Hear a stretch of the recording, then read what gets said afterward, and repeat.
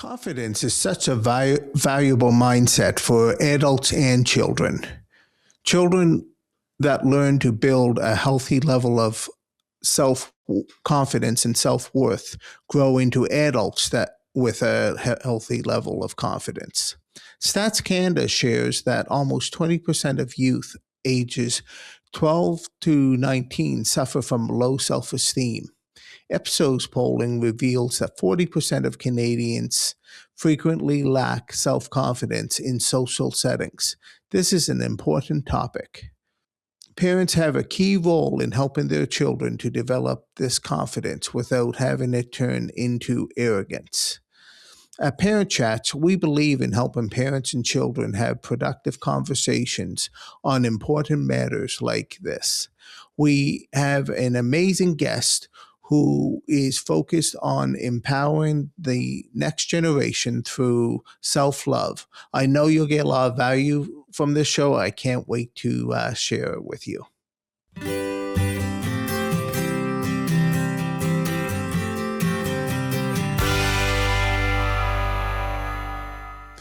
Hi, everyone, and welcome to another episode of Parent Chats on nslife.tv. Today, we have Keonté Beals with us. Keonté is a talented R&B musician, legacy leadership speaker, children's book author, and the owner of K. Beals Entertainment Incorporated. He was nominated for numerous Music Nova Scotia Awards, East Coast Music Awards, and African Nova Scotia Music Awards, winning many of them, including R&B Soul Album of the Year for the album King, ANSMA Artist of the Year, and Inspirational Recording of the Year for the title track King. Keonté's books includes I Am Perfectly Me, I Am So Worthy, I Am King, I Am a King, Je suis parfait moi. And We Are Family coloring book. He spoke at over 200 schools across Canada. Welcome, Keonté. Thank you for having me. You know what? I can't even leave out I Am a Queen there too. I have the 5 children's books, and I Am a Queen is one of them too. I can't forget the queens out there. But thank you. I appreciate you. Excellent. No, very important. Thank you. It's great to have you here. Your work sounds so inspiring. I can't wait to hear more. I'm excited to watch the show as I am to host the show. So I'm looking forward to this. Yeah. Audience, thank you for joining us, and please press like and share a comment to express appreciation for the work that Keonté is doing to help kids appreciate their self-worth. At the end of the show, we'll learn more about how we can get more information on the work that Keonté is doing. Keonté, please tell us about your purpose of sharing encouragement to youth and parents, and what inspires you to do so? Yeah. Oh, what a question. That's a big question too. My purpose, I would say my purpose has been to show people, number one, the power of I am and how that coincides with legacy work. So getting people to see that long-term legacy work can actually start today, and it starts with the power of I am. So a lot of the purpose and the reason of me even doing, just a lot of this work that I do is because I can remember, like being one of those youth who had the low self-esteem, who lacked confidence, who was really, really quiet. And like I can remember still, even though I was super quiet, I can remember seeing everything that I'm doing right now in my head. And so it was really, really weird and interesting that I would be this really, really quiet kid, but I could have this vision and see everything that I'm doing right now. So my thing was figuring out how to get there and the possibility of even being able to dream it and get there. And so for me, really, it was like a lesson early on, especially now, now that I've gotten to a place where I've been able to see some of my dreams come true. that everything is possible and that every single day we're building, the blocks and the steps to getting towards who we are becoming and who we want to be. So for me, that was like the purpose, and in my purpose in life in general is to show that it's not like one size fits all, that we can actually go out there and build exactly who we want to be, and that includes confidence and all those different things too. Excellent. I like that. You were saying how quiet you were, yet you had a lot to share, and you have a lot to share. And now you found your voice, and you're able to share it with the world. And I think that's so wonderful, because sometimes I know we can easily make the mistake of thinking just because someone's quiet that they're standoffish, or they don't have anything to share. But a lot of times it's quiet people that are very thoughtful, and do share a lot. So thank you Yeah. for sharing that. Absolutely. Well, and that's the thing too, right? Like, I think people got that vibe from me a lot as a kid, like just being really standoffish and probably not the first person that they're going to invite to the party or going to invite to, this function or whatever, because I was so quiet. But like you just said, it was more like I was kind of observing the room and understanding the energy there, understanding, how people felt in different ways.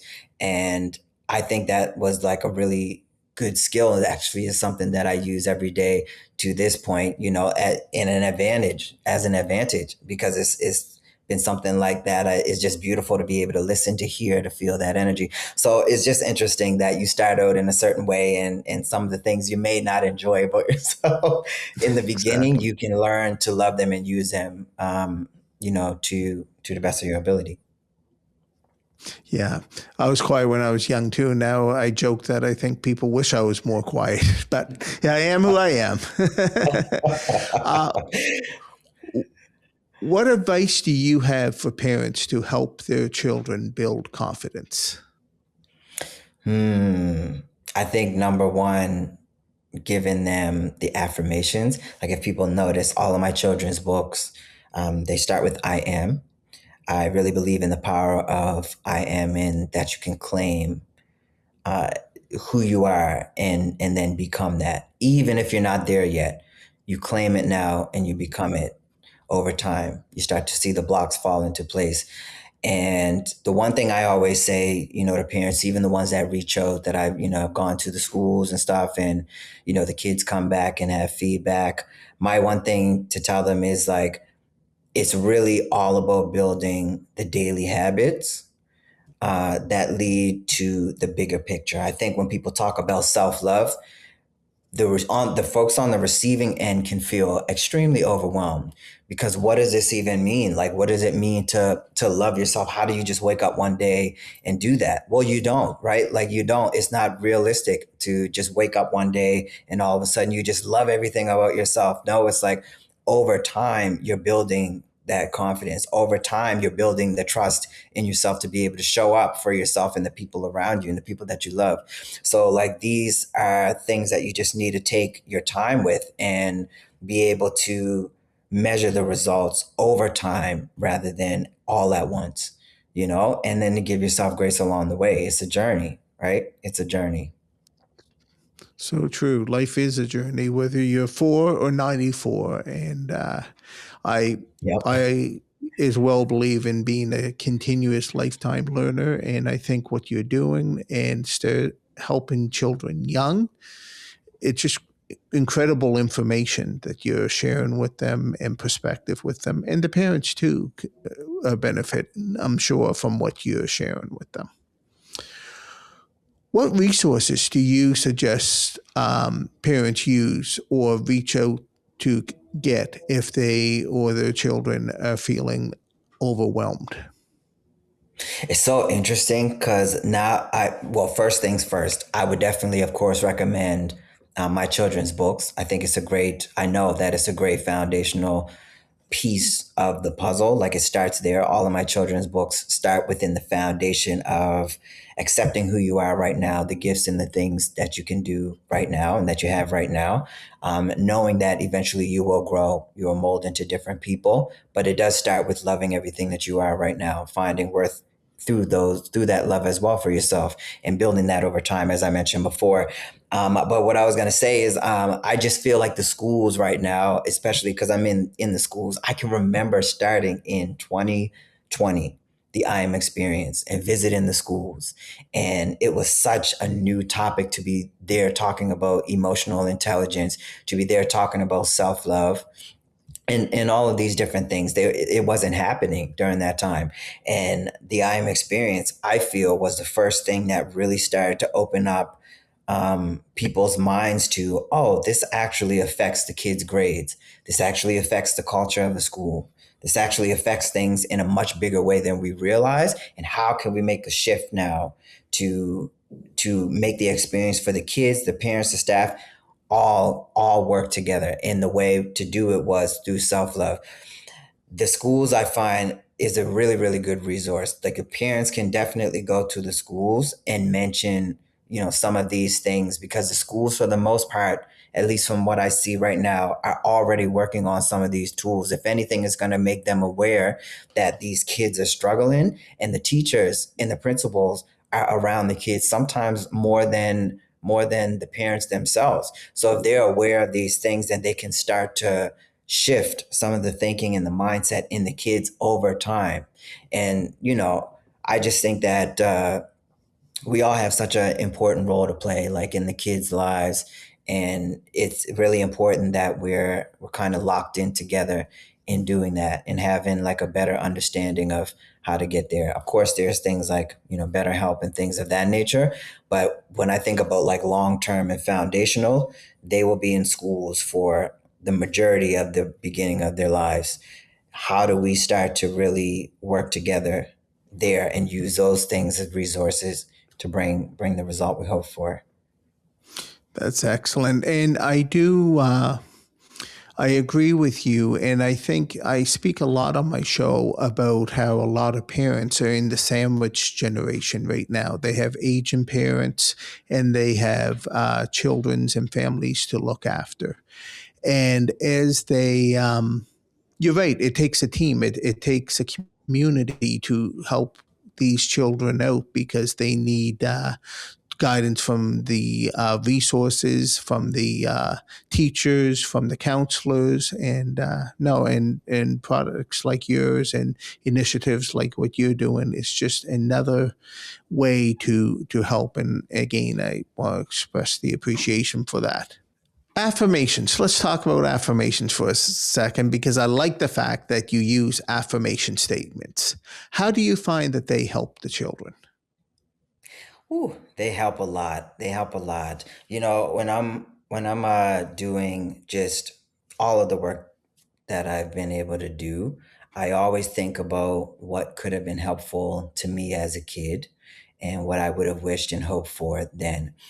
Looking back at, like, over my career, I started in 2014, and the first thing I ever released, I think I was about 16, 17 years old, and it was a song. It was the cover of the song I Am Here, from The Color Purple. And I can remember singing that song. It talks about, I'm here, I'm beautiful, my dreams matter, my thoughts matter. Um, and I can remember singing it at that age, and I didn't feel that way, right? But I can remember singing it at that age and how empowering it was for me to claim those things over my life. And then eventually becoming that. It's been like the exact same thing in kids as well. Like, it's very simple. It's very easy for them to understand that when they say something like that, that they're pouring into their own lives. And they may not word it in the way that I just did, but they understand that they are giving themselves the confidence that they need to make it to the next step. And they speak these things too. When I go to the school, I make sure that they are also saying these things as well, that they're totally comfortable with what it means to say, I am something, and that you should be kind. Whatever follows that should be kind, and you got to watch the words to yourself. So, or that you say to yourself. But yeah, those affirmations really go a long way. I literally still say those things every single day. you have, it's like a constant reminder. It's one of those things that I said that is built over time. It's like you start to do them without thinking about it. You start to give yourself the power of I am, just because it becomes a habit for you. And so in the moments where you're doubting yourself, where you're having a difficult time, you start to say, no, I know who I am. I am this. I am power. I am love. I am kindness. I am strength and courage. And it gives you whatever comes next. It gives you that, just that little bit of a second wind to move forward. I mean, I still use it every single day. It's probably the greatest tool that I ever, could have given to myself. And that's why I want to give it to the children, because I've seen and lived like the power of it. A lot of power in words, isn't there? I Yeah. remember, like, I used to speak to myself negatively sometimes, and I follow something similar to what you're saying about I am. And I believe when we speak it, our brain hears it and believes it. And so I agree. I think they are so important. So yeah, no, I Yeah. think that's a great way to share it with that message with children and adults as well. But by sharing it with kids when they're young, they can start the habit early, which is great. And it sounds like you started the habit in your teens and started to be earlier. So that's really good as well. That builds a Yeah. powerful foundation. Yeah, and like I'm really real with the kids too. Like when I go to the schools, I'm real with them on what's happening in life in general. Like my life, like I remember one kid in particular. I think it was at the last tour date that I did in June of this year of 2026. And one of the kids, we always do like a question and answer during it. And one of the kids said, "Have you ever had struggle in your life?" A kid asked me that question, have you ever seen struggle in your life? And I'm like, oh my goodness, like absolutely 100%. Like there's not one person, of course, in this world who doesn't see struggle. No, What I learned though over time is that it's not about seeing the struggle. It's actually about having the tools to navigate through the struggle. And what do you say to yourself when you're in that struggle? How do you show up for yourself in that struggle? Because it can last a long time if you don't have the tools to get you out of it. Like if you don't have the tools to just even be able to manage through it and to trust yourself to know that you're going to be fine. So yeah, I'm really real with the kids about the fact that you are going to face struggle. You're going to feel not good enough. You're going to feel, like the worst thing on the planet sometimes. You're going to feel uncomfortable when you try new things. All of these things are going to come. It's not about questioning that. It's really just about what are you going to do about it? What are you building today so that when you get there, you're able to fight it a little bit better. You're able to get through it a little bit quicker. You're able to trust yourself through that uncomfortable feeling. That's really like the important part. it is very important. No, that's good to that your message is real and that you recognize that and to be real with people because a lot of people face a lot of things. So that's helpful. What other message do you have for parents and children, and how can parents reach out to you or learn more about your work? What other message do I have for them? I would say I would close that off, I guess, with saying to have grace for yourself in the journey. Like none of it is perfect. You can feel like you got it all together at one moment when it comes to loving yourself and all these different things, and then fall the next. Um, I think it's about just having grace, like allowing yourself to make the mistakes and to figure it out and to have a bad day or a bad moment. I think it's really important actually to embrace those. So that's what I would say is along the journey, it doesn't have to be perfect. It won't be perfect. And it's easier to get through the imperfection of it when you allow yourself to give grace to yourself.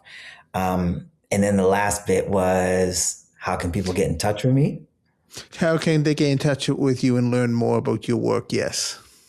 Yeah, they can go to www.keontebeals.com and you can find all of my Instagram there, my Instagram handles, my Twitter, my TikTok, all those different things. You can find everything you're looking for there. Awesome. No, that sounds great. Thank you. Time goes by so fast. Thank you, Keonté, for taking the time to join us and sharing your insightful words with us. The work that you do is inspiring, and you help the youth so much, and you help parents so much. So for that, I say thank you. Thank you, audience, for joining us, and please take an active approach for helping your children build their confidence. It will serve them for a lifetime. You can also use Keonté's advice to build your own confidence. Have a wonderful summer and take the time to have fun activities and meaningful chats with your children. As I always like to say, myhood is parenthood. Until next time.